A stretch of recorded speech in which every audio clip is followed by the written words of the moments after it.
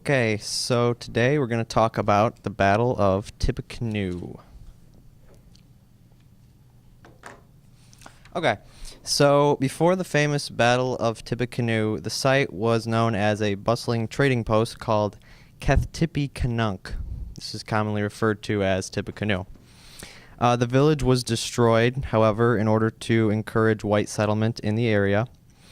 17 years after the site's destruction, the two brothers Tecumseh and Tenskwatawa, otherwise known as the Prophet, founded Prophetstown a few miles from the former trading post site.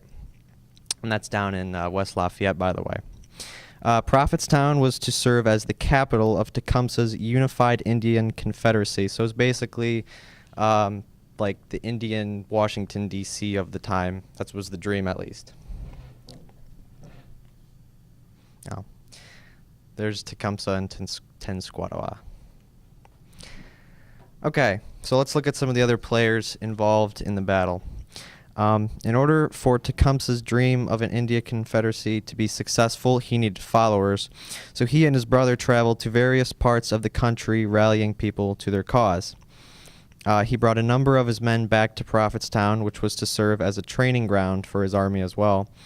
The increased Indian activity in the area caught the eye of Indiana Governor William Henry Harrison, who ordered a regiment of 1,000 soldiers into the area in early November 1811.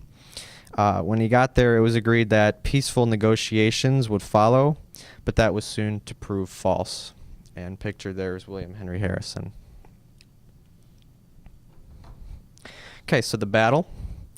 Despite promises of peace from the Indians, Harrison ordered his men to remain vigilant and be prepared for any surprise attacks throughout the night. It is important to note that at this time, Tecumseh was out on a recruiting drive and left his brother, the Prophet, in charge, and left him with the warning not to provoke the white man. Convinced that he could actually see into the future and actually held supernatural powers, the Prophet began building up his troops by telling them that the white man's bullets couldn't hurt them and that they were destined to win the battle and the gods were on their sides, and basically that they couldn't lose. So with fiery spirits, the Indians attacked the American encampment at dawn of the next morning. However, after 2 hours of intense fighting, the morale of the Indians was shattered and they retreated. So the result. After retreating, the Indians gathered whatever they could from Prophetstown, abandoning it altogether, yielding a victory to the American troops. However, it did not come without a price.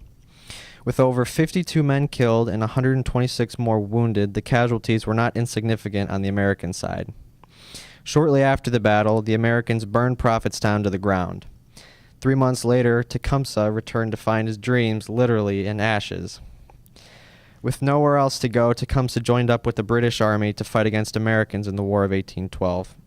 However, he was killed during the Battle of Thames in October 1813, fighting against Harrison, ironically. Harrison would later go on to serve as president in 1840, where he died after only serving a month in office. So Tippecanoe today. Today, the battle site consists of 16-acre wooded park with a tall 85-foot marble obelisk in the center, which is pictured there, dedicated to all those who died in the battle. There are also hiking trails and stone monuments fill the rest of the park. So a few closing comments. I'll read the headstone there. It's located in the park. It says, "Here on this site, the military forces commanded by General William Henry Harrison engaged in battle with the Indians of the Wabash country, led by the Prophet, brother of the great Indian leader Tecumseh. This battle destroyed forever the hope of Tecumseh for a complete Indian Confederacy, launched Harrison towards the presidency of the United States 29 years later, and is considered one of the primary events leading to conflict between the United States and Great Britain in the War of 1812. Thank you for listening.